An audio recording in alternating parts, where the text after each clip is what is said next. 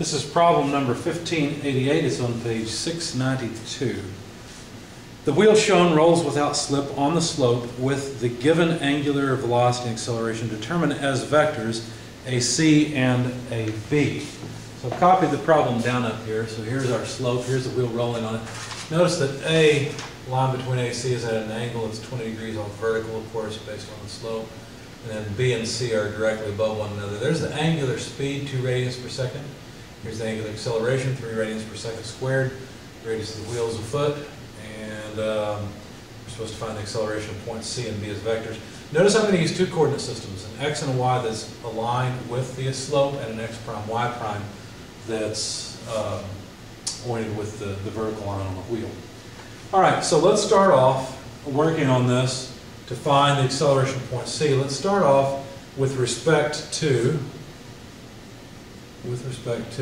the x, y. So I'm going to use the angled slope at first because then it'll match the angle between A and C. So I can write that the acceleration of point C is equal to the acceleration of point A plus the relative acceleration between C and A. Now the angular acceleration of A, well, A is a point on ground without slip, and so it has no linear velocity. It can only have an acceleration pointed towards the center of this wheel. So that has to be an omega squared r, and now it's in the j direction because I'm referencing my xy coordinate system. So that takes care of the acceleration of A. How about the relative acceleration? Well, the relative acceleration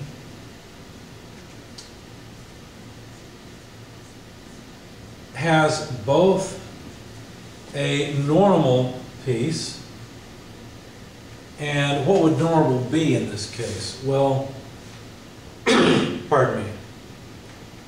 The normal direction, excuse me, we're talking about the motion of C with respect to A. So the normal direction is from C to A, so it's a negative j unit vector. But not only does point C have a normal acceleration, it also has to have a tangential acceleration about A. Okay, so we'll have the acceleration of C with respect to A tangential in the I direction. I've got my mark here to keep me from going off the edge of the video, hopefully. Okay? All right, so let's see. Notice that this term, the acceleration of C with respect to A, would just be another omega squared r, where r is the distance between C and A, just as this is. So notice that these two terms are going to cancel one another, okay, which is not really a surprise because C had better not accelerate in the y direction. If it does, it won't follow a straight line down the slope, and it has to. So we've only got this tangential piece. The tangential piece can be written then as alpha r. Okay. And so we can calculate the acceleration of point C, 3 radians per second squared multiplied by 1 foot, and this is in the I direction, and so that gives us 3 feet per second in the I direction. There's the acceleration of point C. So it's not really a surprise that it's rolling down the hill. Now I think normally when I write my acceleration equation, I like to be careful and assume an angular acceleration is positive. In this case, I know that the angular acceleration is negative, and so I know that the acceleration of point C is going to be in this direction just from intuition. So I didn't bother with that sign convention this time, or being real careful with it. I knew I should get a positive acceleration of C in the I direction, so there it is.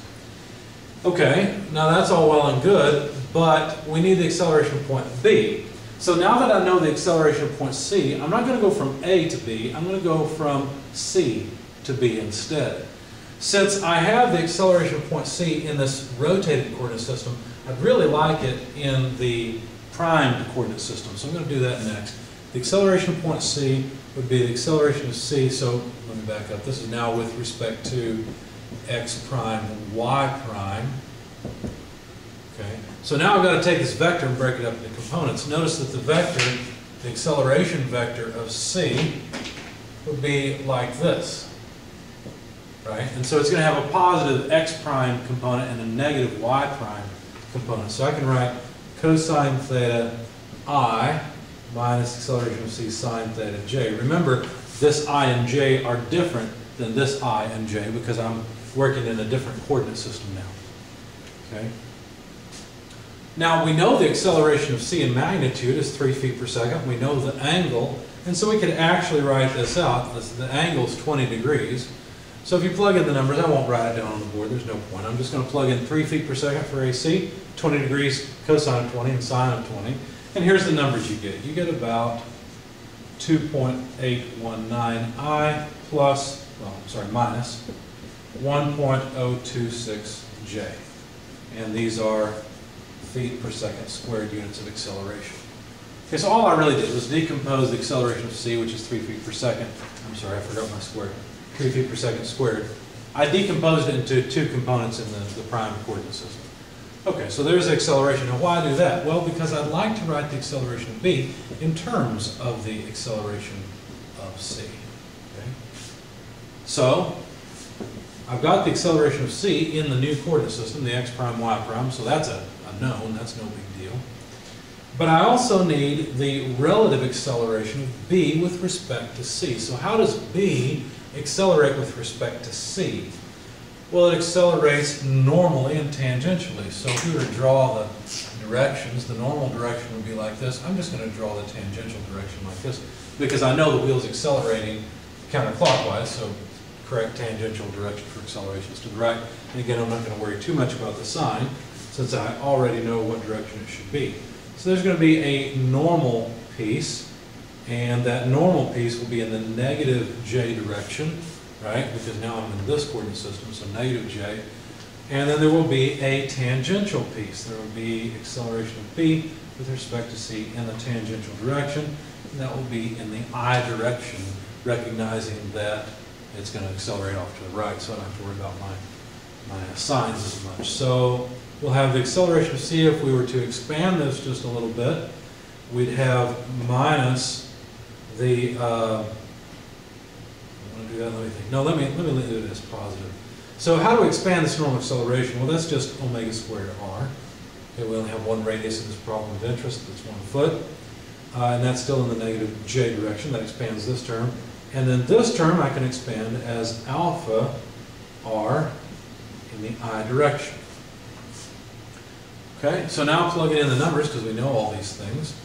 2.819I plus, well, keep doing that, minus 1.062J. These are feet per second squared. That's the acceleration of c in the x prime, y prime coordinate system. That's this term, in other words. Plus omega. What is omega? Omega, let's see, did we get, yeah, we were given that. So it's 2 radians per second. It needs to be squared because of the square here. R is 1 foot. Again, I'm going unitless, but it should be okay. And this is still in the negative j direction. And I think I made a mistake along the way. Let me think for just a moment because, how did I do that? I have a negative sign here.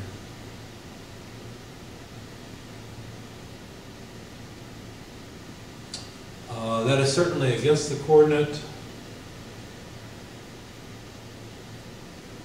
Yeah, I think in my notes I've got a negative sign here, and that has to be wrong. It just comes from here. And I think in my notes I just wrote it down wrong. Let me do a quick sanity check here. J direction, we should end up with negative, so 4. Yeah, I just have a mistake in my notes. This is correct, it should be positive. Okay, so that represents this term. Plus, we need alpha. Well, alpha is 3 radians per second. Remember, I'm not going to plug in negative alpha, even though it's rotating clockwise, because I've already chosen the correct direction for the resultant tangential acceleration. It's just in the I direction. So I just need the magnitude. So 3 times 1 foot. So alpha is 3 radians per second squared, 1 foot. Will give me feet per second squared in the I direction. Now all I have to do is add components. I need to add 3 to 2.819. And I need to take away 4 from negative 1.062. Obviously that comes out to 5.819I minus 5.062 or 26. I'm messing things up too much. This should be 26. And I had it here. I just switched it on accident, so my apologies. So 5.026 J, and the units for all of this are just feet per second squared. So there's the acceleration of B with respect to the x prime, y prime. If you wanted, you could change it back to the x, y coordinate system. You could take magnitude, angle, whatever you wanted to do at this point.